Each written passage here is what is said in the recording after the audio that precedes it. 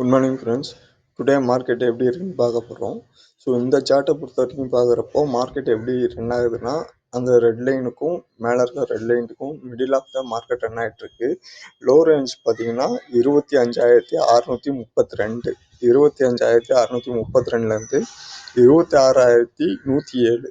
எப்பெல்லாம் இந்த லோவை தொடுதோ அப்போல்லாம் பையையும் ஹை தொடுறப்பையும் செல்லையும் நம்ம பை பண்ணிக்கலாம். ஸோ அந்த லைன்ஸ் இருக்குல்ல, அதுக்குள்ளே மார்க்கெட் மூவ் ஆகும். ஸோ இதை பிரேக் ஆகிறப்போ எந்த பக்கம் பிரேக் ஆகுதோ அந்த பக்கம் ட்ரெண்டு கண்டினியூ ஆகும். ஸோ அடுத்த சார்ட் பார்க்கலாம். அடுத்த சார்ட்டில் பார்த்தீங்கன்னா இது லோயர் டைம் ஃப்ரேம் எடுத்துங்க, 1 hour டைம் ஃப்ரேமில். ஸோ இன்னையோட மார்க்கெட் மேக்ஸிமம் 26,106, 26,106லேருந்து 25,724 இந்த ரேஞ்சு கொண்டுக்குள்ளே ரன் ஆகிறதுக்கான சான்சஸ் இருக்குது.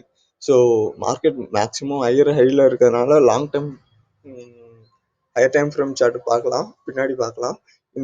இன்னைக்கு நீங்கள் எடுக்கிறீங்கன்னா 26,106, 25,724 மார்க்கெட் மூவ் ஆச்சுன்னா, ஸோ இந்த ரேஞ்சுக்கு மேலுக்குள்ள ஹையும் லோவையும் செக் பண்ணிட்டு ஸோ பை அண்ட் செல் எடுத்துக்கங்க.